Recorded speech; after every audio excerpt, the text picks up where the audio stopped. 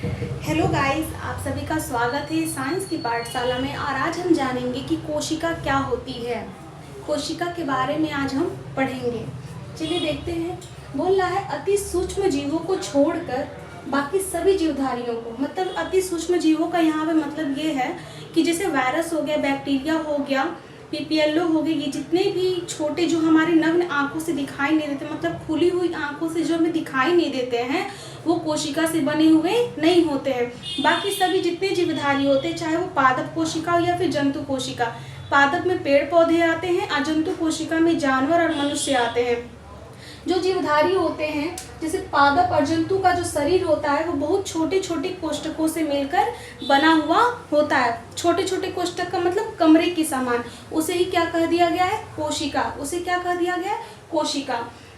कोशिका कहा जाता है जीवन संबंधित सभी क्रियाएं इन्हीं कोशिका के अंदर होता है। जीवन संबंधित सभी क्रियाएं कहने का मतलब क्या है?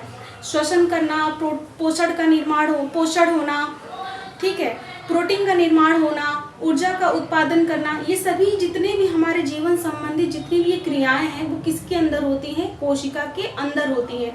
आप कहेंगे कि कैसे प्रोटीन का निर्माण वो करता है, कैसे वो पोषण बनाता है, कैसे वो हमारे शरीर के अंदर परिसंचरण का काम करता है, कैसे वो श्वसन करता है। जब हम कभी मार्केट जाते हैं, हम इसको ऐसे समझते हैं कि जब हम कभी मार्केट जाते हैं तो मार्केट में हम आलू मांगते हैं। जैसे एक थैला देता है, उस थैले में आलू रख लेते हैं, प्याज रख लेते हैं, मिर्च को रख लेते हैं, मतलब जितनी भी चीज़ें हैं, तरह तरह की जो सब्जियां होती हैं, हम एक ही थैले में रख लेते हैं। मतलब सबका वो अकेला अकेला, मतलब सभी का काम वो अकेले एक थैला कर रहा है, जिसमें प्याज है, लहसुन है, मिर्चा है, टमाटर है, क्या है, आलू है, ये सारी चीज़ें। तो वैसे ही एक कोशिका है जो जीवन की जितनी भी क्रियाएं होती हैं, जीवन से जितनी भी संबंधित क्रियाएं होती हैं, श्वसन करना, उत्सर्जन करना, पोषण का निर्माण, प्रोटीन का निर्माण, ऊर्जा का उत्पादन, जितनी भी ये सारी चीज़ें होती हैं वो हमारी कोशिका के अंदर होती है। लिखा है कोशिका जीवों की संरचनात्मक क्रियात्मक इकाई कहलाती है।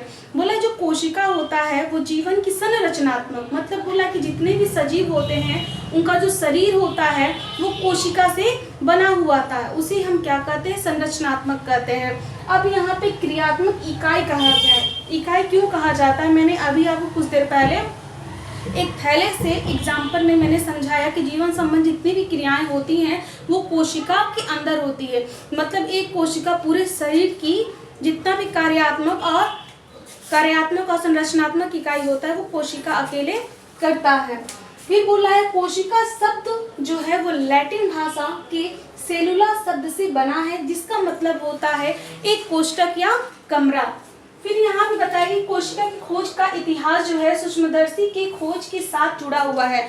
जिस समय माइक्रोस्कोप की खोज की गई थी उसी वक्त माइक्रोस्कोप की जिस वक्त खोज की गई थी उसी वक्त कोशिका की भी खोज की गई थी। इंग्लैंड के एक वैज्ञानिक थे जिनका नाम था रॉबर्ट हुक। वो 1665 ईस्वी में कोशिका की खोज की थी। अब उन्होंने किसमें कोशिका की खोज किया था? तो उन्होंने पेड़ का जो छाल होता है जिसको हम लोग कार्क कहते हैं, तो उन्होंने इन्हीं कोष्ठकों को उन्होंने क्या नाम दिया था? कोशिका। इसका विस्तृत विवरण इनके पुस्तक माइक्रोग्राफिया में छपा था। लेकिन रॉबर्ट हुक थे, उन्होंने वास्तव में किस तरह की कोशिका की खोज की थी? उन्होंने मृत कोशिका की खोज की थी। ठीक है, अभी यहाँ पे मैंने कंप्लीट नहीं किया। अभी यहाँ पे हमें जानना है कि जो कोशिका है वो कार्क की पतली काट, मतलब जो पेड़ होता है ना, पेड़ का जो सूखा हुआ तना होता है, ठीक है, उसको हम लोग कार्क कहते हैं। उस कार्क में उन्होंने जब माइक्रोस्कोप से देखा तो उसमें मधुमक्खी के छत्तों के समान छोटे छोटे कोष्ठक दिखाई दिए थे। मधुमक्खी का जो छत्ता होता है ऐसे छोटे छोटे जो कोष्ठक उनको दिखाई दिए थे, इन्हीं कोष्ठकों को उन्होंने कह दिया था ये कोशिका है। ये क्या है? कोशिका। ठीक है, इन्होंने बोला कि जो ये कोष्ठक थे ये अंदर से खाली यानी रिक्त स्थान थे। मतलब ये जो कोष्ठक था अंदर से कैसा था? तो खाली था, खाली स्थान था।